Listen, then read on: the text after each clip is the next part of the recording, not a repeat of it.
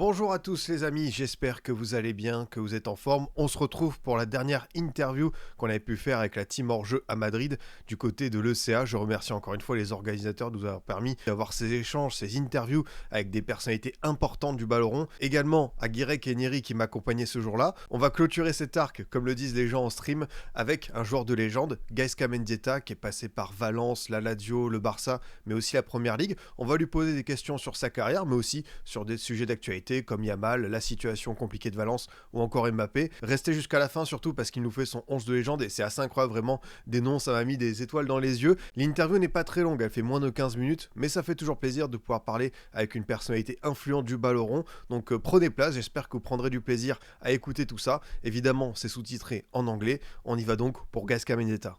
Les amis, suite de nos interviews, de nos échanges à l'ECA, l'association européenne des clubs qui nous accueille à Madrid pour sa conférence annuelle avec le Club Connect 2025. Et là, cette fois-ci, on va avoir un bel invité, un joueur un petit peu à l'ancienne, un tonton, ça va faire plaisir à Bruce, c'était mieux avant. Et on va pouvoir lui poser pas mal de questions d'actualité, mais aussi sur sa carrière. Je suis très content d'accueillir Gaizka Mendieta. I'm very happy to be with Gaizka Mendieta. How are you? I'm very good, thank you. Thanks for having me. Luckily, I'm quite busy. I mostly work with La Liga as an ambassador and as a pundit, so football analyst. I do La Liga games on weekends on TV as an ambassador role as well.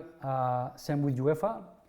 I also, apart from ambassador, I'm doing technical observer in the Champions League games. I was sporting director until a year or so I'm still thinking or considering hopefully to find a new opportunity in that role. And then I have other businesses aside of football that, I've either been finding opportunities or I'm finding interesting, trying to diversify all my time and my passions. On va d'abord faire des questions d'actualité.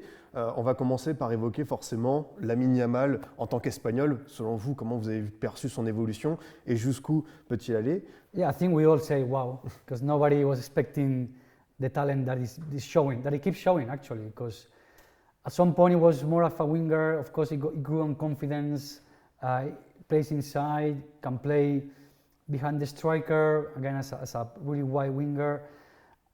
So many talents, like can shoot from outside. When he gets in the box, he has like really strong personality and character. How far is difficult to say because he's very young.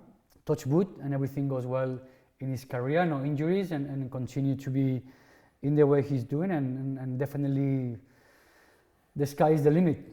He's a very humble guy. It's a very down-to-earth person, which I think his family, also the Barca, his teammates, the club is really protecting him in a way to keep him grounded, and is eager to learn all the time. So you would think, okay, the guy comes out, he's won the Euro already, he's playing regular in the Barca team, so you might think his head is a bit of too big, but it's not. It's hard to say, but certainly it could be one of the best.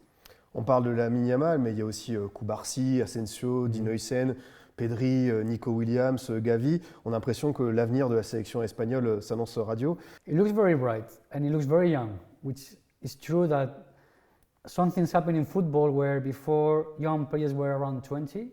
Now 20 is kind of old already. Now they were 17, 18, 19, which is amazing how they can cope with not only the level of football, but the maturity mentally and physically. So I think we're lucky. We've always been very good in producing talent, but yeah, it seems to get younger and younger. You look now under 21, and I'm sure they're not very happy because they keep getting their players out. Bayern as well, some of the Olympic team that was in Paris as well. So yeah, I think the clubs in Spain were very good in keeping producing young talent. Pour parler des clubs, on a forcément envie de vous interroger sur les premiers pas de Kylian Mbappé au Real Madrid. Comment est-ce que vous le percevez en tant qu'en plus dirigeant, suiveur attentif de la Liga? Well, I think he's an amazing player that he's been proving some people wrong, because I don't know, when he first came to Madrid, some obviously not football people doubted him. It was amazing the the chances created. I knew it was a matter of time that the goals will arrive, and they're coming. They're coming like crazy. I think the guy now is settled finally. It always takes months to the club, the city, all the things that were going around in his transfer. So I think now you can tell he's settled. He's one of the leaders in the team. The way he plays, such a confident. The goals are here.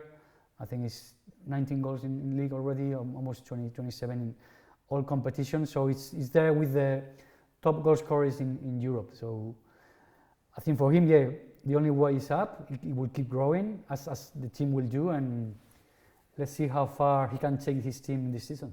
Pour parler d'un sujet peut-être un peu plus inquiétant, forcément vous êtes très attaché à Valence, vous êtes un des joueurs emblématiques de cette équipe.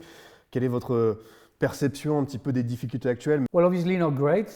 Everyone who loves Valencia, the city and the club, can be happy in the way the club is at this moment.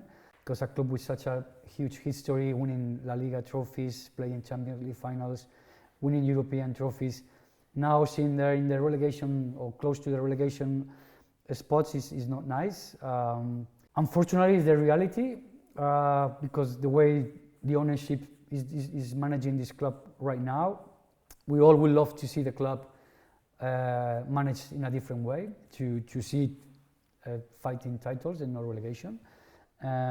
But yeah, again, it's the reality. There's not much anyone can do apart from the owners. So we hope that the owners at some point, now they change the president, maybe it's a change in direction or mentality, and hopefully, because the club, when it's been in the hands of a sporting director, they had a project, they won the cup, Spanish Cup, they play Champions League places.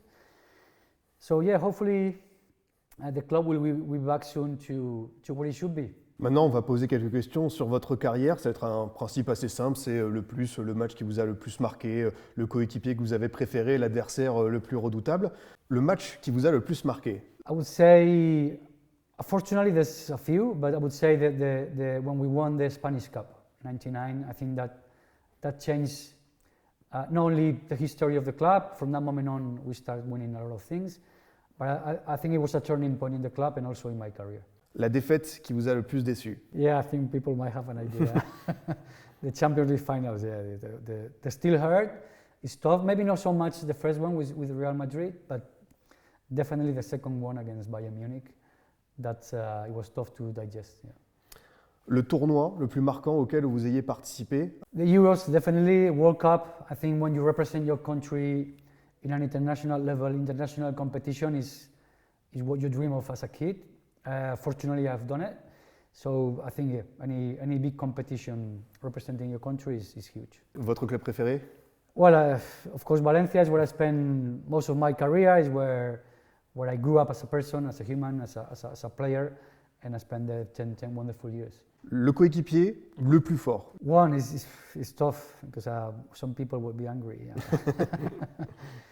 That I play with, maybe Romario. When Romario came to Valencia, he was a special player. Yeah. Le joueur qui vous a le plus impressionné mais n'a pas eu la carrière qu'il méritait peut-être? Well, players that I remember that they were fantastic players, that when people talk about great players maybe don't mention them. Well, we had Valerón, we had Munitis, Michael Laudrup, I know he's a huge name, but sometimes doesn't come off often. Redondo, Fernando Redondo was also another great midfielder. Teammates, Mijatovic, before he went to Madrid, and of course, but in Valencia was also a special player. So there's quite a few that when media or even players talk about the best players, forget about some names that they were amazing in those days. L'adversaire le plus difficile à gérer sur le terrain, peut-être le plus méchant? Well, there was one that we became teammates afterwards, which is Cholo Simeone. Ah. We were, Atletico Madrid, Sevilla, Valencia, we played many times. And then finally we were teammates, so I was like, good, he's in my team. Redondo as well, Makelele, Mauro Silva, Donato, there was there are a few, but yeah, if you have to pick one, maybe Simeone was. I was a Cholo on the pitch. Yeah. Le plus beau maillot? Valencia probably 99.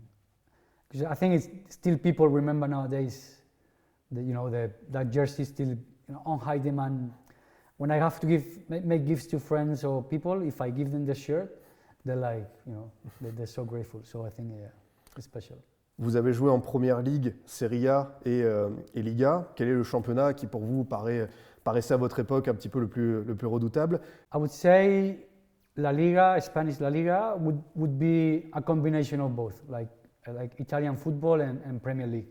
When I play, I think nowadays it's more similar.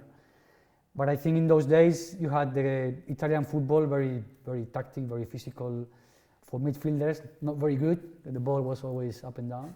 I enjoy Premier League, but it was still very, very wild, very raw, not very tactic as it's nowadays. So I enjoy it in the attacking side, but not on the defensive side. And I think La Liga was a combination of both. You had any team tactically were very good, very, very clever, very wise. A lot of talent, as we mentioned. Any team, any top league, bottom table will have fantastic players. So I think La Liga was the best, yeah. Et pour finir, pour revenir sur l'actualité du football, le jeune en qui vous croyez le plus? Well, we've talked Lamine Yamal. I think he's 17. I think we forget he's 17.